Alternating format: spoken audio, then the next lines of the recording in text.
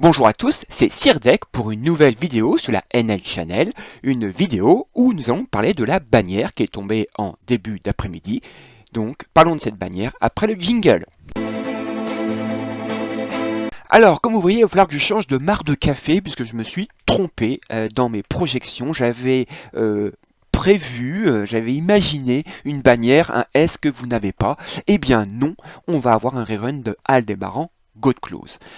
Alors, Aldébaran Godclose en chiffres, c'est le 43e personnage sur 47 actuellement. Il est sorti le 18 août 2021, c'est-à-dire il y a 2 mois et 3 semaines. Ça commence à faire un peu. Et d'ailleurs, c'est son deuxième rerun. Vous verrez dans la description une vidéo que j'ai fait où je différencie la méta classique de la méta réelle.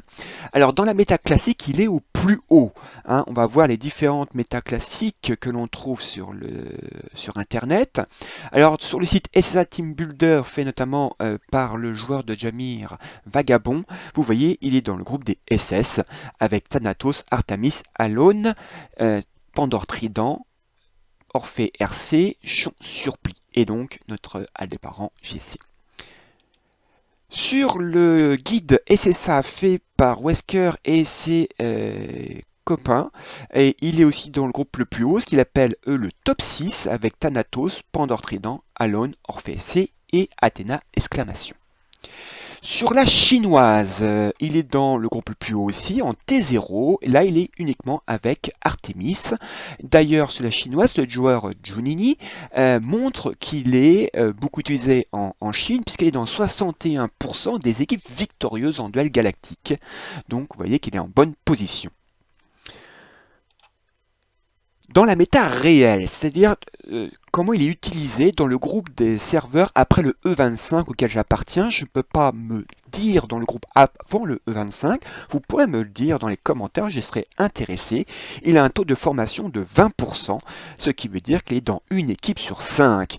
Je vous remonte ici le document que j'avais fait, hein. Vous voyez, il est dans le groupe 3 avec June, Doko GC, Milo GC, Athéna, donc Aldébaran, hein, donc en bonne position, donc dans une équipe sur 5 en moyenne.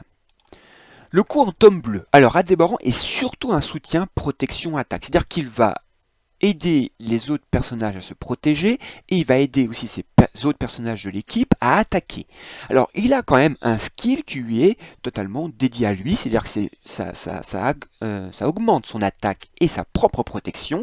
Alors on peut le jouer comme ça, ce qui sera un peu étonnant puisque c'est plutôt un personnage de soutien, mais si on le fait comme ça, eh bien il faut faire le skill A1-5, ce qui coûte 10 tomes en 5-1-1. Alors, soit vous le faites uniquement en protection, et là, il faudra faire du 1-1-5-5, ça vous coûtera 20 tomes.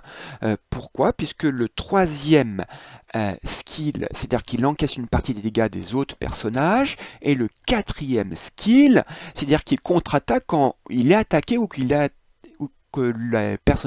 le joueur adverse, attaque des personnages qu'il protège. Donc ça peut dissuader l'adversaire d'attaquer les autres personnages qu'il protège. Donc voilà. Donc ça vous coûtera 20 tomes.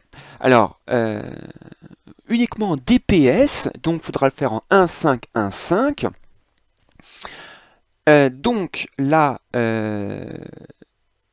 le skill 2, c'est quand il sort l'âme, et donc c'est les autres personnages qui attaquent cette âme qui est moins défendu, donc le personnage pourra mourir plus vite. Et toujours ce skill, le quatrième skill, qui est aussi un skill d'attaque, hein, puisqu'il contre-attaque quand on attaque les personnages qu'il protège. Alors vous faites un mix de protection DPS en 1-5-5-5, ça vous coûtera 30 tomes, en polyvalent, c'est-à-dire à moitié totalement DPS protection, donc totalement soutien, et un peu de protection et d'attaque solo en 3-5-5-5, ça vous coûtera 33 tomes, ou alors en ultra, et donc là ça vous coûte 40 tomes. Bien. Quel Cosmo? Alors, des Cosmos, là, je ne ferai pas d'un côté soutien d'un côté DPS, un côté solo.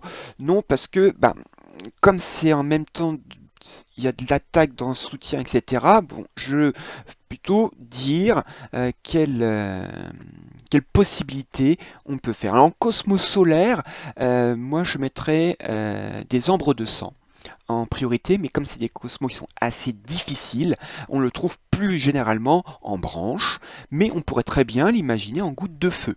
Hein, puisque la goutte de feu augmente donc l'attaque, mais aussi apporte 10% de PV, ce qui est très intéressant pour Thanatos, si vous en avez 3. En cosmolunaire, vous avez, moi je mettrais plutôt des gloires matinales qui renforcent sa défense, mais aussi ses PV. On peut imaginer des savants, puisque là, les savants donnent des pourcentages de PV. Donc comme il a un PV très élevé, donc là en pourcentage c'est très intéressant. Comme dans sa défense et sa défense cosmique qui est un peu moins importante, on pourra mettre des empreintes spirituelles ou des floraisons. En cosmos solaire, on le voit généralement en néant. Pardon, c'est pas des néants, je dis n'importe quoi, en naga, excusez-moi. Ou on peut, pourquoi pas, le mettre en fruit de la discorde qui renforce ses résistances aux dégâts cosmiques et physiques et rajoute encore 10 points de PV si vous avez les 3. Donc voilà ce que l'on trouve, le trio en général, c'est des branches, gloire matinale ou empreinte avec des nagas par exemple. Hein, c'est en général ce que l'on trouve, mais voilà, moi faut lire de gauche à droite dans ce que je préférerais si j'avais les cosmos évidemment adéquats. Quelle composition? Bah à vrai dire il va partout. Il va dans toutes les compositions. Alors, je vous en mets des exemples. Par exemple, on pourrait le mettre dans une composition de team saignement, hein, avec un Doko GC, Athéna exclamation et Shura surpli, hein, le trio de la team saignement. On a une Saori RC pour healer. Et en contrôle, on pourrait très bien imaginer le personnage qui vient de sortir, un Camus GC, et donc Aldébaran GC en soutien. On peut très bien l'imaginer dans une grosse team là, bien cancer, hein, un Pandore Trident, Orphée RC, avec Artemis, Thanatos et Chion Surpli. Ou alors on peut voir une team très tanky avec un Ulysse, une Athéna, bientôt je vous l'espère RC, puisque enfin les pièces d'armure sont apparues dans le shop. Un Thanatos, un Chion Surpli, un Alone, hein, et donc un Aldébaran GC. Donc voilà toutes les compositions, des exemples de compositions, parce que franchement, Aldébaran GC rentre dans énormément de compositions. Très bien, eh bien, voilà pour la bannière. Je vous propose maintenant de faire les réponses aux commentaires de mes dernières vidéos. Alors, comme à chaque fois, je tiens à remercier tous les soutiens que je reçois par les commentaires. Hein, c'est très sympa. À chaque fois, je réponds et je répondrai toujours à toute personne qui me laisse un commentaire. Et eh bien, pour ceux qui posent des questions, ils auront toujours la réponse donc en fin de vidéo. Alors, première question d'Alexandre. Donc, si tu as cette gemme, pourquoi ne pas le montrer en vidéo? Eh bien, c'est une bonne idée. Je vais voir ce que je peux faire dans la semaine. C'est surtout un manque de temps pour l'instant, parce que j'ai quand même pas mal de vidéos à faire. Donc, peut-être, je vais voir dans la semaine. Maître Sensei, étant donné que tu es un joueur free-to-play, des live DG ou du moins un replay de tes matchs seraient intéressants car peu de youtubeurs présents sur le net sont réellement free-to-play. Et comme je suis free-to-play aussi, je ne me retrouve pas forcément dans les rediffusions de certains matchs sur d'autres chaînes, même si cela reste instructif et divertissant. Dans un autre registre, j'espère que tu auras été plus chanceux que moi au Lucky Cat. Pour l'instant, je n'ai pas encore fait mon Lucky Cat, donc je ne sais pas. Je vais voir si je fais une vidéo, parce que j'essaye de voir comment je peux la construire. Alors, donc, bah oui, en effet, ça peut être... c'est vrai que j'avais pas pensé faire des replays sur mes matchs de duel galactique. Je vais y réfléchir, ça peut être intéressant en effet. Enfin, donc Noctali me dit qu'il espérait Hades Alone. Et bien malheureusement, Noctali, tu n'auras pas Hades Alone, tu auras d'abord en GC. Ceci dit, ne désespère pas, puisqu'il y avait eu 6 semaines entre les deux reruns d'Alone. Nous sommes à 6 semaines depuis le dernier rerun de Alone. Alors peut-être la semaine prochaine, sait-on jamais. Pourquoi pas une vidéo invocation? Bah là c'est pareil, si je réfléchirais sur ce type de vidéo, pourquoi pas? Ça peut être aussi une bonne idée.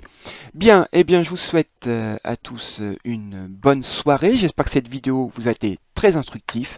N'hésitez pas à mettre un petit commentaire pour d'autres idées, je les marque toutes et peut-être que dans les prochaines vidéos vous verrez que votre idée sera reprise et je ne manquerai pas, bien évidemment, en début de vidéo, de dire à qui nous la devons.